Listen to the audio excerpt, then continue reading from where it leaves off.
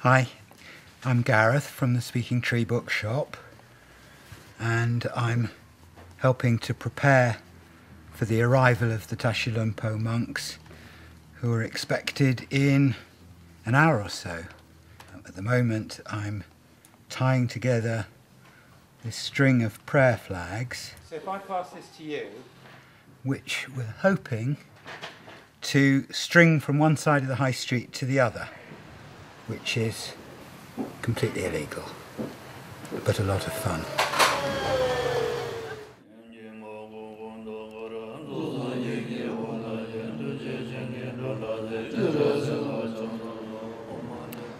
So, prayer flags are up. We're just waiting for the monks to arrive now, which is great.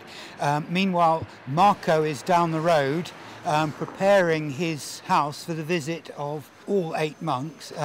At the very last minute, a local couple, Marco and Ramona, very kindly agreed to let all of them stay at their small semi-detached house down the road, which is amazing. So I think there are 2 in the attic, 2 on the first floor, 2 on the ground floor, and 2 in a shed in the garden.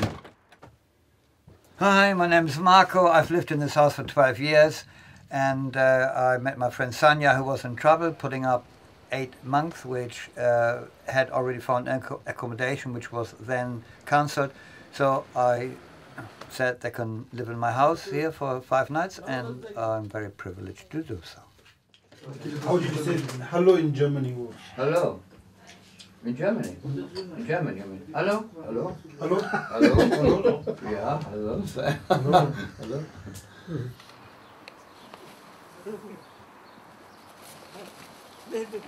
Since the Chinese invasion of 1959, the Tashi Lhunpo Monastery has been relocated from the mountains of Tibet to the plains of southern India.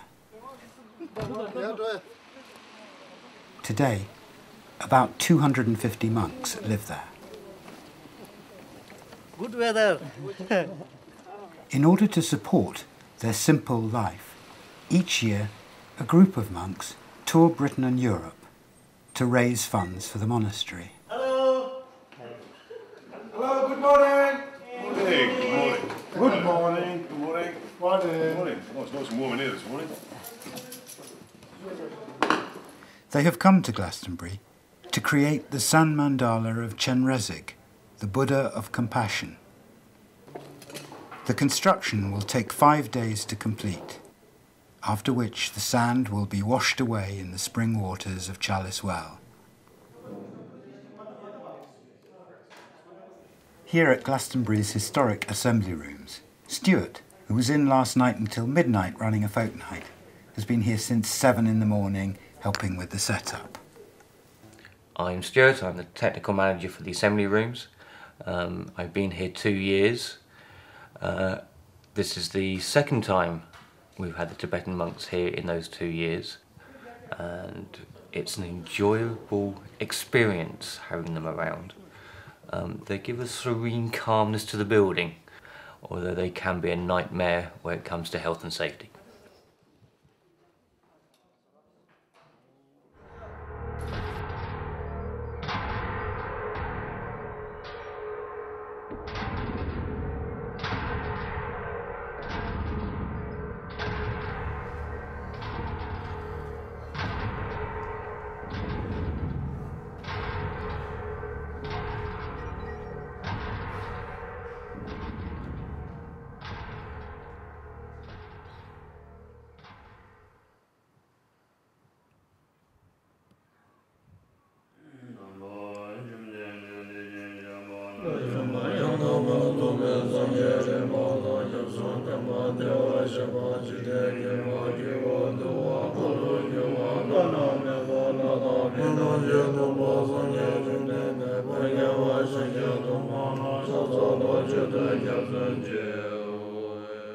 In Tibetan Buddhism, ritual arts are a way of invoking the presence of the deity in one's mind. Chanting, music, dance, as well as the mandala itself, are means to this end. The visual imagery can be said to embody what it represents.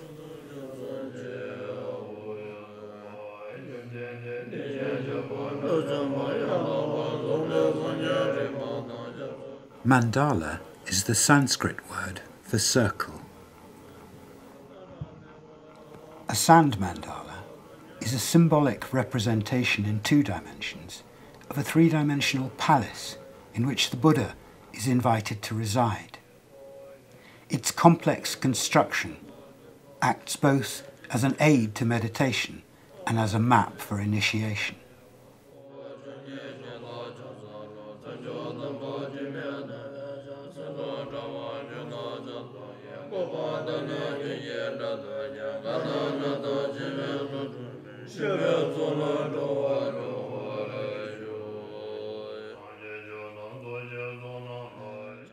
Traditionally, sand mandalas are constructed behind closed doors and can only be viewed by the public on completion. It is a unique privilege to watch as the patterns emerge.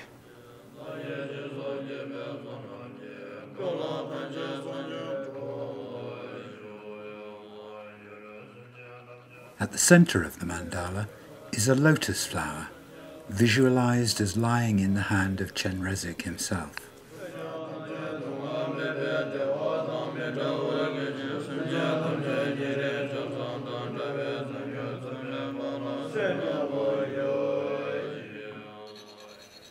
The techniques are memorized and have been passed down from one monk to another over many centuries.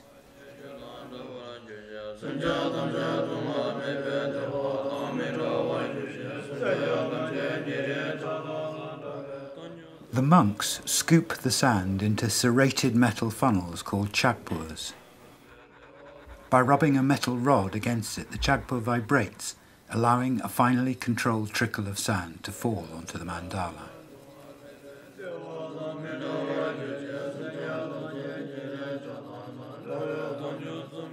The 5 colours within the palace represent the 5 Buddha families, with red at the centre, blue in the east, white in the west, yellow in the south, and green in the north.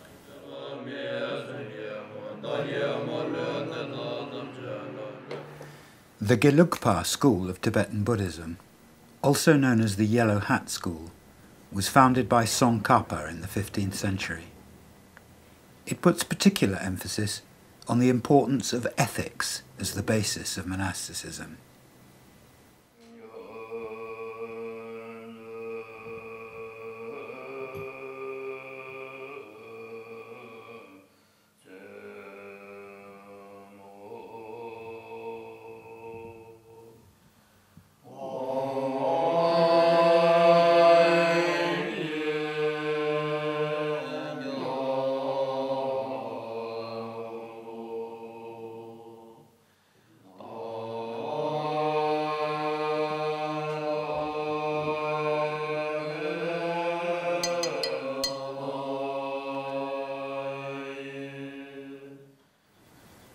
The palace is built around 4 gates, oriented to the cardinal directions. The palace is conceived of as having walls of coloured glass, through which you can see from outside to inside, and from inside to outside.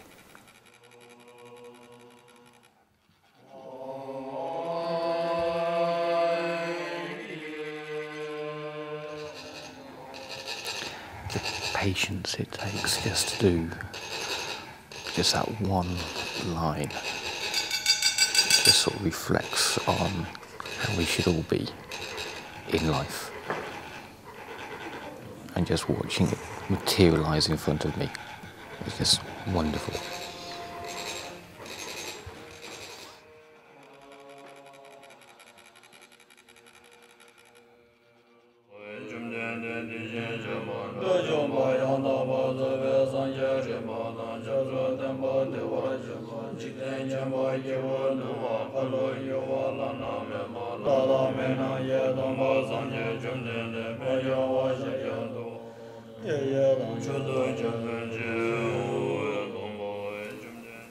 There are 4 flowers on each of the 4 sides as offerings to Chenrezig.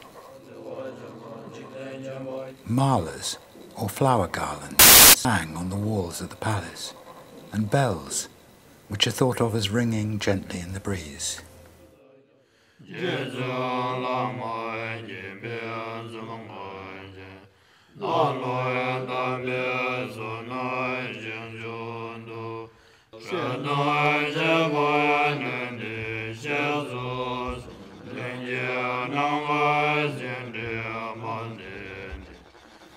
Beyond the palace walls lie the green of the garden.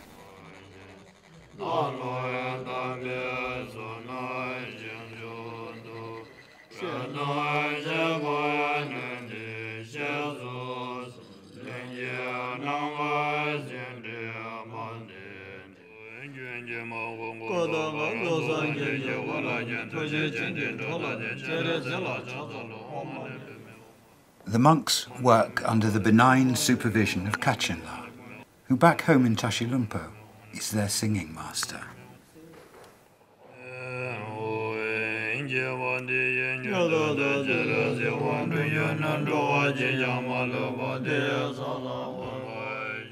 On Friday night, with work on the Mandala progressing well, the monks have offered to prepare and serve a monastery supper. It's 120 momos in 2 hours. Could have been more than that, I think.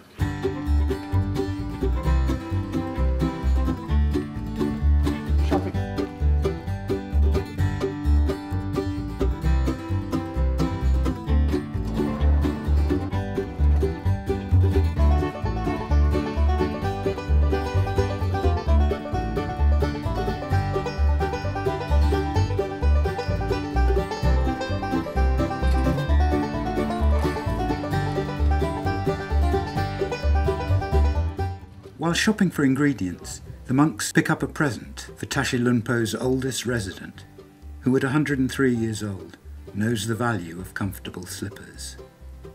Sure? This is the right size.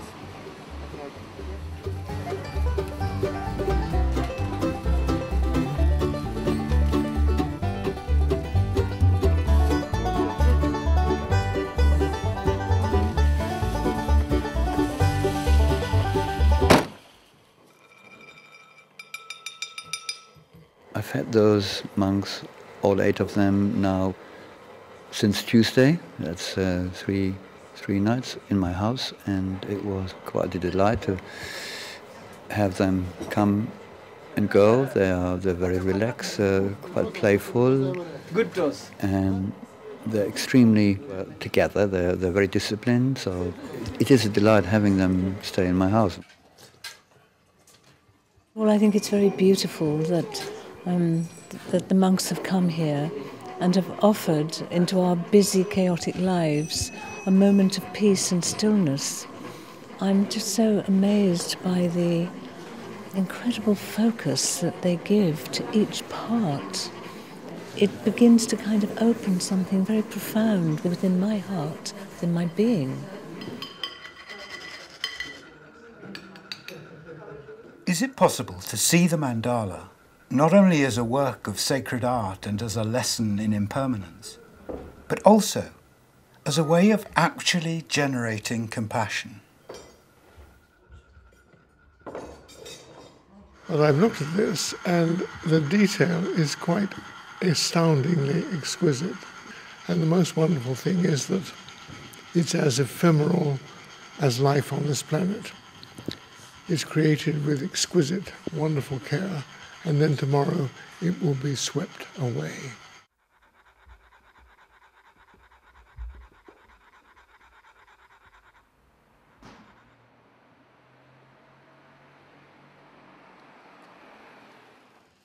Lakbala gives us a lesson in the art of making momos, traditional Tibetan dumplings. At the moment we are making non-veg momos. Non-veg momos we're using inside the meat, beef, and onion, and cabbage, coriander, salt, pepper, to make a little bit spicy. We are doing a supper workshop tonight. Momos, we are giving the momos, rice and dal, and salad, fruits, juice. The sharing of food must always have formed the heart of human community. And yet, the odd Jubilee cupcake apart, it finds little room in our modern world. This is probably as near as most of us will get to monastic life.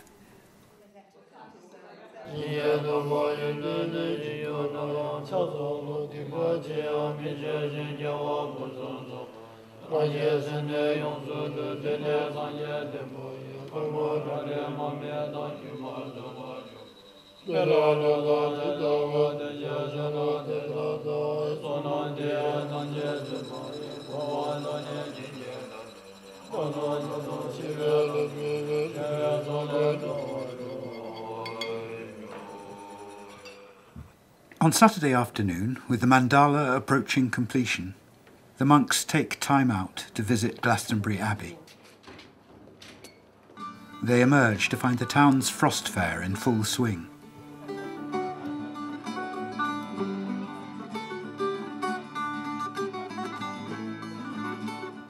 It's a strange place, Glastonbury. The sheepskin coat industry, in decline since the days of the Ford Cortina, has given way to an unrivalled profusion of New Age shops. Today, the town is teeming with Wiccans, Druids, shaman and goddess worshippers.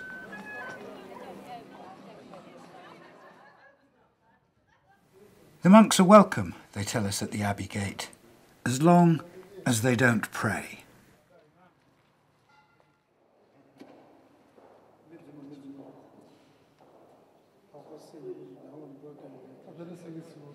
Walking through the Abbey ruins with Lakbala, it occurs to me that Glastonbury and Tashi Lhunpo have something in common. In both cases, a monastic tradition many centuries old has been threatened by secular avarice. They were very wealthy, they were very powerful, and the king wanted their money. Much of the Abbey's stone, I tell him, has been put to use in making local houses. Another lesson in impermanence. Yeah, that's it.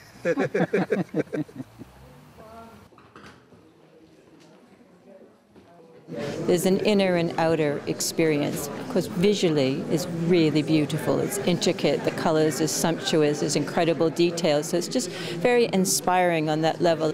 And on the inner side, it generates a profound meditative atmosphere, so I find that after staring at it for a while, I just want to sit quietly and relax deeply into myself and just feel the peace.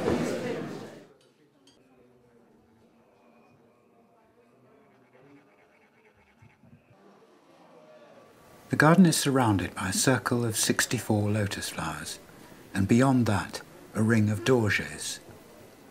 The dorje, or vajra in Sanskrit, is a key symbol in Tibetan iconography and is repeated throughout the mandala. It means both diamond and thunderbolt, and its inner sense combines the durability of one and the power of the other. Finally, to provide a boundary around the mandala, a rainbow is constructed, through which a protective ring of fire is woven.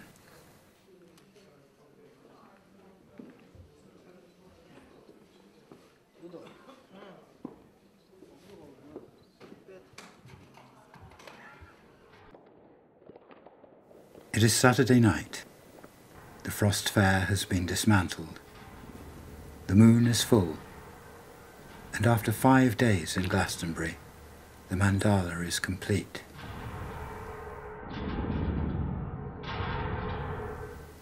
If Chenrezig, Buddha of compassion, can be said to have taken up residence within the mandala, he is here now.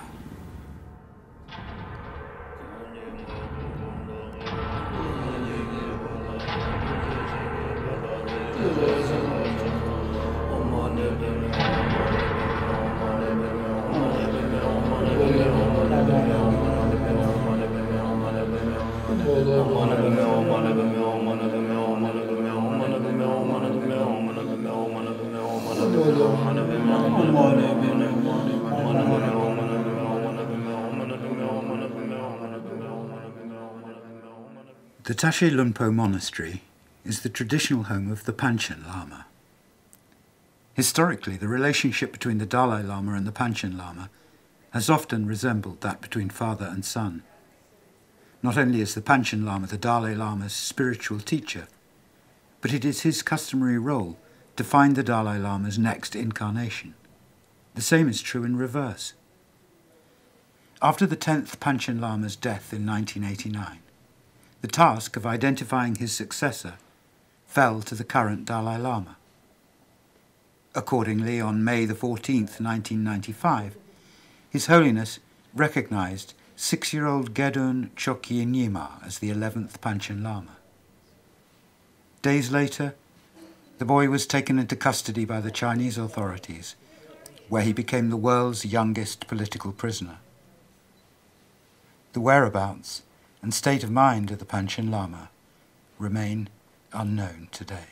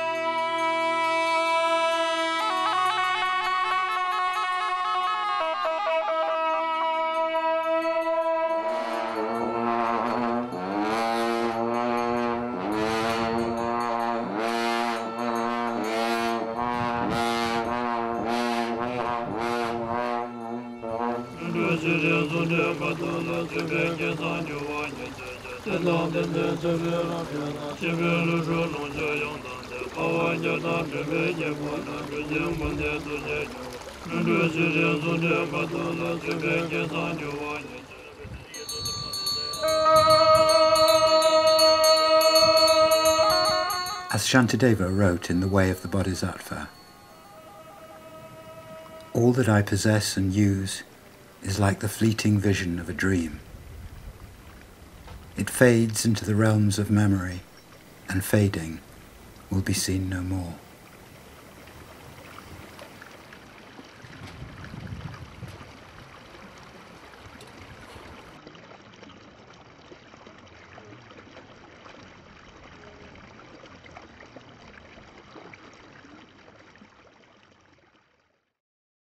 Lama Dangguan Bo Zhang Bie Yang La Zha Zha Luo.